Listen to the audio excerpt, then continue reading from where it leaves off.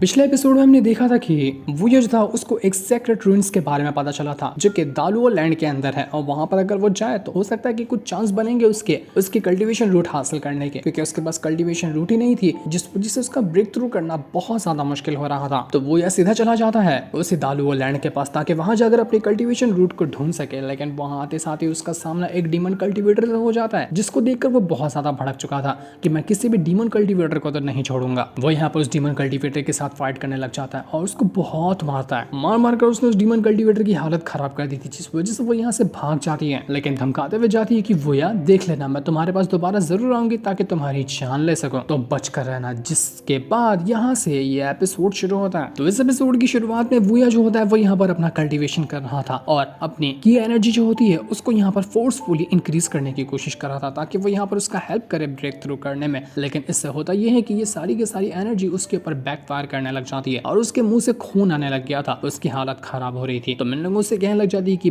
पागल तो नहीं हो गए ना, तुम्हारी अकल ठिकाने पर की है कि नहीं है। अब इतना फोर्सफुली तुम अपनी की एनर्जी को मर्ज करने की और उसको इंक्रीज करने की कोशिश करोगे तो तुम्हारा ब्रेक थ्रू नहीं होगा बल्कि तुम यहाँ पर फट जाओगे और तुम्हारी जान चली जाएगी। इतना फोर्स नहीं किया जाता खुद का ब्रेक थ्रू करने में, तुम्हें समझ में आता है कि नहीं आता है। तो वो ये कहने लग जाता है कि फिर आखिर मैं क्या करूँ, मैं यहाँ पर ये स्पिरिचुअल रूट मिल ही नहीं रही जिसकी मदद से मैं अपना ब्रेक थ्रू कर पाऊँ, लेकिन मुझे किसी भी हालत में ब्रेक थ्रू करना है। अब चाहे उसके लिए मेरी जान क्यों नहीं चली जाए लेकिन मैं ये करके ही रहूंगा, मैं अब पीछे नहीं हट सकता। लेकिन वो यहाँ पर दोबारा से कल्टीवेशन शुरू क्या करता है कि इससे पहले वहां पर मैंग आ जाती है और वो ऐसे कहने लग जाती है कि यंग मास्टर खाना लगा दिया है मैंने तो आकर उसे खा लीजिए। तो ये सुनकर मैंग जो था वो यहाँ पर खाना खाने के लिए बुलाई थी तो वुया वहां पर चला जाता है। जैसे ही वो मैंग का भाई यहाँ पर वुया को देखता है वो उसे कहने लग जाता है कि यार तुम तो बिल्कुल सुखड़े से लग रहे हो, खाता भी तो नहीं हो क्या, या फिर कुपोषण हो गया तुम लोगों को। तो मैंग अपने भाई से कहना चाहती है कि यार मैंने कहा था तुम्हें कि ये हमारा मेहमान है, इससे अच्छे से बात करो। लेकिन वुया यहाँ पर उस मैंग के भाई की बातों का बिल्कुल बुरा नहीं मानता क्योंकि उसको भी पता है कि ये थोड़ा अपने दिमाग से कम है, तो इसको जो समझ में आता है वो उस तरह की बातें करता है, तो इसको कुछ भी कहना बिल्कुल गलत होगा। इसलिए वो यहाँ पर मैंग के भाई से कहना चाहता है कि हाँ तुम बिल्कुल ठीक कह रहे हो, मैं भी यहाँ पर बहुत ज्यादा कमजोर हूँ क्योंकि मेरे पास ना मेरी कल्टीवेशन रूट नहीं है, इसलिए तो मैं यहाँ पर दालुओ लैंड के अंदर आया हूँ ताकि यहाँ पर आने के बाद अपनी कल्टीवेशन रूट हासिल कर सकूं। उसके बाद मैं कमजोर नहीं दिखूंगा तुम्हें, उसके बाद मैं स्ट्रॉन्ग दिखूंगा, देखना चाहोगे ना तब तुम मुझे उस तरह से। तो यहाँ पर वो जो मैंग थी तुरंत ही जाती है वहां से और अपने पास एक बॉक्स लेकर आती है जिसके अंदर एक बहुत ही ज्यादा हाई लेवल की एनर्जी से भरी हुई एक पिल थी। मैंग कहने लग जाती है कि इस पिल को मेरे ग्रैंडफादर ने छोड़ा था मेरे लिए ताकि आगे चलकर मैं इसकी इस्तेमाल करते हुए अपनी कल्टीवेशन को इंक्रीज कर सकूं, लेकिन मैं यहाँ पर तुम्हें गिफ्ट देना चाहती हूँ, तुम इसे अपने पास रखो और यहाँ पर ये तुम्हारी की एनर्जी को स्ट्रॉन्ग करेगा और जितनी भी तुम्हारी प्रॉब्लम है ना उसको रोकने की कोशिश करेगा। तो वो यह कहने लग जाता है कि नहीं नहीं ये मुझे नहीं चाहिए, ये बहुत ही प्रीशियस चीज है, ये तुम अपने पास ही रखो, ये तुम्हारे काम आएगी। वैसे भी मैं दालुओ लैंड के अंदर आ चुका हूँ ना, यहाँ पर जाकर मैं किसी भी हालत में अपना वो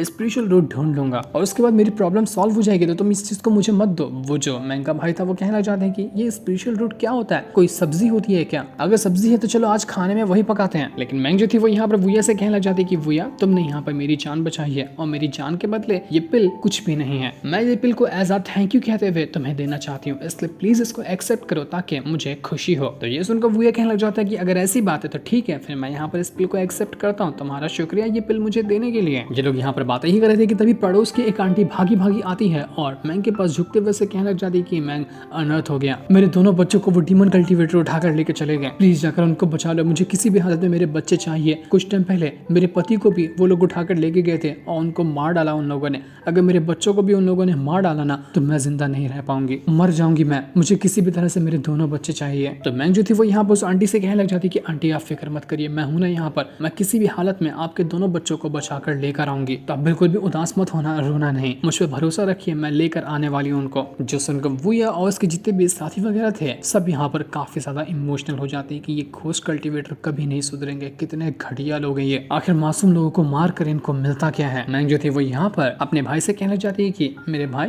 तुमने यहाँ पर वुया का ख्याल रखना और इनको कोई भी तकलीफ मत देना, खाने पीने की सारी चीजें इनको देना जब तक कि मैं जा रही हूँ उस डीमन कल्टीवेटर के पास ताकि वहां जाकर इस आंटी के बच्चे को ला सकूं। इतना कहने के बाद जैसे वो वहां से जाने लग जाती है वुया उससे कहता है कि तुम्हें क्या लगता है कि मैं यहाँ पर घर के अंदर मुफ्त की रोटियां तोड़ने के लिए बैठा हूँ, नहीं मैं भी चलूंगा तुम्हारे साथ और जाकर उस डीमन कल्टीवेटर की वाट लगाऊंगा ताकि इस आंटी के बच्चों को बचा सकूं और इसके बाद वो इतना मारूंगा मैं उन डीमन कल्टीवेटर को कभी भी किसी के बच्चों को उठाने की कोशिश वो नहीं करेंगे। तो ये सुनकर मैंग जो थी वो भी यहाँ पर खुश हो जाती है क्योंकि वो भी चाह रही थी कि वूया उसके साथ जाए क्योंकि ये सफर बहुत ज्यादा मुश्किलों से भरा होगा। इसके बाद ये दोनों के दोनों यहाँ से नाव में सवार होकर एक फैंटम सिटी की ओर बढ़ना शुरू कर देते हैं क्योंकि कुछ टाइम पहले जिस डीमन कल्टीवेटर के साथ वूया का मुकाबला हुआ था वो उसी फैंटम सिटी के अंदर रहती है। वो वहाँ की एक समझो की प्रिंसेस है और वहीं पे सारे बच्चों को ले जाया जाता है जहाँ पर जाकर उनकी यांग एनर्जी वो डीमन कल्टीवेटर चूस लिया करती है। अब जैसे ये लोग यहाँ पर उस फैंटम सिटी के पास आए थे, वो जो मैंग होती है वो वहाँ पर अपने पास से किसी तरह की एक खास पिल बाहर निकालती है और वूया को वो पिल देते हुए कहती है कि वूया इस पिल को अपने पास रखो और इसे खा लो क्योंकि यहाँ पर न सिर्फ ज्यादातर डीमन वगैरह रहते हैं और अगर हम इस पिल को खाते हैं ना तो हमारे अंदर से भी डीमन जैसी स्मेल आने लग जाएगी जिस वजह से बाकी डीमन हमें पहचान नहीं पाएंगे और हम यहाँ पर आसानी से बच्चों को ढूंढ सकते हैं। वो पिल बहुत ज्यादा गंदी थी, काफी ज्यादा उसके अंदर से बास मार रहा था, लेकिन तब भी यहाँ पर वूया उस पिल को खा लेता है और इसके बाद ये दोनों फैंटम सिटी के अंदर आकर पहुंच चुके थे। यहाँ पर आते साथ ही जितने भी लोग होते यहाँ पर इंसान कम बल्कि डीमन वगैरह ज्यादा मौजूद थे। चारों तरफ खाली डीमन का आना जाना लगा होता है। वो लोग यहाँ पर इधर उधर घूम रहे थे। बाजारों में यहाँ पर चिल्ला चिल्ला कर लोग कहते कि चूहा फ्राई ले लो, डीमन फ्राई ले लो, मगरमच्छ फ्राई ले लो, अलग अलग चीजें यहाँ पर बेच रहे थे डीमन वगैरह। लेकिन जैसे ही वूया और मैंग यहाँ से आगे बढ़े थे वहां पर कुछ सिपाही आ जाते क्योंकि वो जो डीमन कल्टीवेटर थी उसने चार तरफ अपने सिपाहियों को लगा कर रखा था ये देखने के लिए कि वूया उसके महल के अंदर यहाँ पर आने की कोशिश कब करता है क्योंकि उसको पता था कि वूया यहाँ पर आएगा तो जरूर। तो जैसे यहाँ पर उन सिपाहियों ने वूया को देखा वो समझ चुके थे कि यही वूया है जिसको मारने का हमें डीमन कल्टीवेटर ने ऑर्डर दिया है। तो ये देखते साथ ही वूया और मैंग दोनों वहां से भागना शुरू कर देते हैं क्योंकि उनके पीछे वो सिपाही आकर पड़ चुके थे। लेकिन जैसे ये लोग यहाँ से भाग रहे थे अचानक में वूया वहां पर आता है और अपनी स्टिक को बाहर निकालते हुए ऐसा अटैक देकर मारता है कि उन सिपाहियों में से कई सारे लोगों की वाट लग चुकी थी जो देखकर बाकी सिपाही भड़क जाते हैं और वो दोबारा से यहाँ पर मैंग और वूया के पीछे पड़ चुके थे ताकि दोनों की जान ले सके। देखते ही देखते यहाँ पर इनका बैटल काफी खतरनाक शुरू हो जाता है। वो दोनों यहाँ पर अपनी पावर का इस्तेमाल करते हुए एक दूसरे के ऊपर अटैक कर रहे थे जहाँ पर वूया जो था वो उन सभी गार्ड्स को मारने में कामयाब हो चुका था। जिसके बाद देखते ही देखते यहाँ पर हम उसी डीमन कल्टीवेटर को देखते हैं जो यहाँ पर आराम से अपना महल के अंदर बैठी हुई थी और उसके सामने बैठा होता है ईस्टर्न डिवाइन किंगडम का जो प्रिंस था।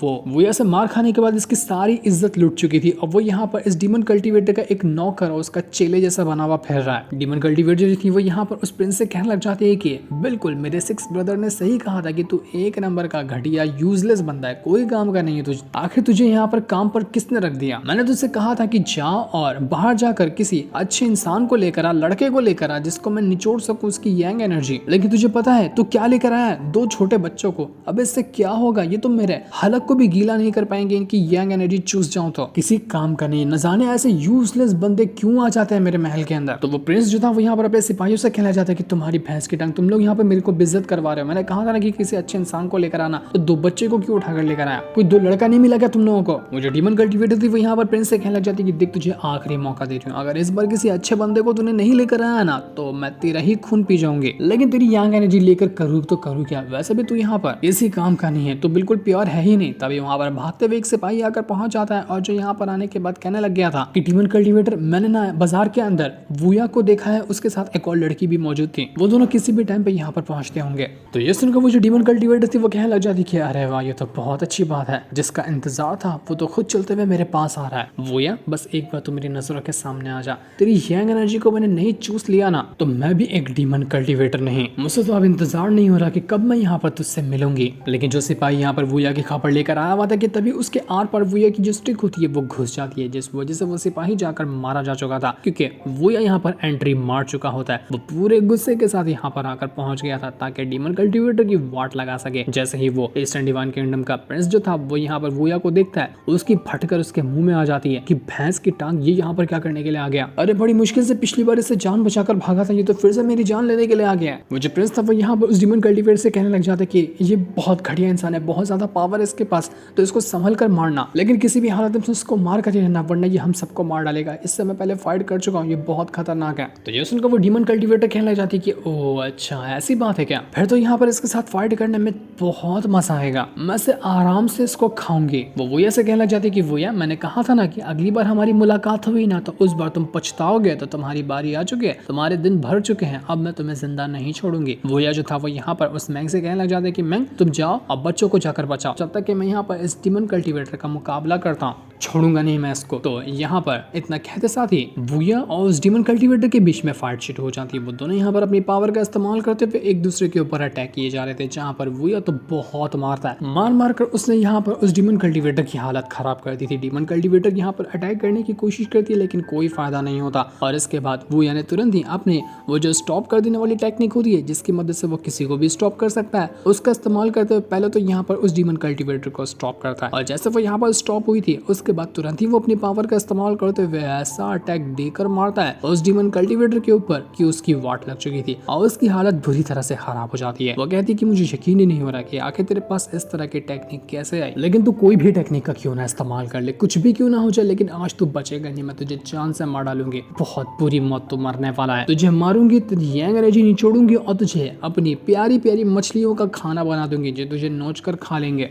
इसके बाद वो अपनी पावर का इस्तेमाल करते हुए किसी तरह की बहुत ही खतरनाक स्केलेटन मॉन्स्टर को बाहर निकाल लेती है, जो यहाँ पर वूया की जान लेने को बुरी तरह से तैयार था। लेकिन वूया को उससे क्या ही फर्क पड़ने वाला था। वो यहाँ पर तुरंत अपनी पावर का इस्तेमाल करना शुरू कर देता है और जैसे उसने अपनी पावर का इस्तेमाल किया था वो स्केलेटन मॉन्स्टर यहाँ पर उसका कुछ बिगाड़ ही नहीं पाता। तब तक के मौका देखकर मैंग जो थी वो तुरंत ही दोनों बच्चों को बचाती है और वहां से बाहर निकल कर आ जाती है, क्योंकि उसको पता था कि वूया अब यहाँ पर ऐसा अटैक करने वाला है कि पूरा महल ही टूट जाएगा। जिसके बाद वूया जो था तुरंत ही वहां पर अपनी स्वॉट टेक्निक को एक्टिवेट कर लेता है और जैसे उसने यहाँ पर अपनी स्वॉट टेक्निक को एक्टिवेट किया था ऐसा भयंकर और खतरनाक धमाका होता है कि पूरा का पूरा महल बर्बाद हो गया था। जैसा कि मैंग ने सोचा था वही चीज यहाँ पर हो जाती है। अब पूरी तरह से हालत खराब हो चुकी थी उस डीमन कल्टीवेटर की, उसके अंदर होश भी नहीं था। तो वो यहाँ पर डीमन कल्टीवेटर थी एकदम बुरी हालत में, वो ऐसे कहने लग जाती कि तू मुझे मारेगा, अगर तूने मुझे मार दिया ना तो मेरा जो 6 ब्रदर है वो तुझे ऐसी बुरी मौत देगा कि तू सपने में भी नहीं सोच सकता। इसलिए बेहतर यही होगा कि तू यहाँ पर मुझे माफ कर दे और मेरी जान मत ले। तो यहाँ पर ये सुनकर वूया कहने लग जाता है कि मारूंगा मैं तुझे नहीं, मैं तुझे नहीं मारूंगा, मेरे पास कोई और इंसान है जो तुझे मारेगा। वो मैंग से कहता है कि मैंग जरा आओ तो आओ और इस डीमन कल्टीवेटर की जान ले लो। तो ये सुनकर मैंग काफी ज्यादा खुश हो जाती है, क्योंकि इस डीमन कल्टीवेटर ने उसके पेरेंट्स को मारा था ना, तो आज यहाँ पर अपने पेरेंट्स की मौत का बदला मैंग ले सकती है। तो मैंग धीरे धीरे करते हुए उसी डीमन कल्टीवेटर के पास आती है और यहाँ पर आने के बाद एक ही अटैक करते हुए पूरे चीथड़े उड़ा चुकी थी उसी डीमन कल्टीवेटर के। वो यहाँ पर कहने लग जाती है कि मम्मी पापा अब आपकी आत्मा को शांति मिल गई होगी, मैंने यहाँ पर वूया की हेल्प से आपके दुश्मनों को खत्म कर दिया और आज के बाद इस पूरी की पूरी हमारी स्नेक वैली के अंदर सब लोग एक सुकून की जिंदगी गुजार पाएंगे। वूया और मैंग काफी ज्यादा खुश थे। तो वहीं वो जो प्रिंस था वो तुरंत ही वहां से भागने लग जाता है। भागते हुए वो यहाँ पर उस डीमन कल्टीवेटर के 6 ब्रदर से टकरा चुका था। टकराने के बाद वो उसको सारी बात बताता है कि अंदर क्या हुआ, आपकी बहन तो गयो, आपकी बहन को काट डाला उस वूया ने, मुझे बचा लीजिए वरना वो वूया मेरे पास भी आ रहा होगा मुझे मारने के लिए। तो ये सुनकर वो 6 ब्रदर कहने लग जाता है कि अबे बौखला गया है क्या बक रहा है, तुझे समझ में भी आ रहा है, मेरी बहन को कौन मार सकता है, कौन उसके ऊपर आग उठाकर देख सकता है। लेकिन जब वो जाकर देखता है अपनी बहन के पास तो सच में उसकी बहन मरी हुई थी। जो चीज देखकर तो उसको अपनी आंखों पर यकीन ही नहीं होता कि नहीं ये नहीं हो सकता, मेरी बहन को मारेगा वो वूया है ना, वूया तू अपनी उल्टी गिनती शुरू कर दे, ऐसे कुत्ते की मौत मारूंगा ना तुझे कि तुझे दफन होने के लिए जमीन तक नहीं मिलेगी, ऐसे चील कौवों का खाना बना देने वाला हूँ तुझे, मरेगा, बहुत बुरी मौत तुम मरने वाला है। जिस सीन को दिखाते साथ ही ये वाला एपिसोड यहीं पर एंड हो जाता है। Thanks for watching.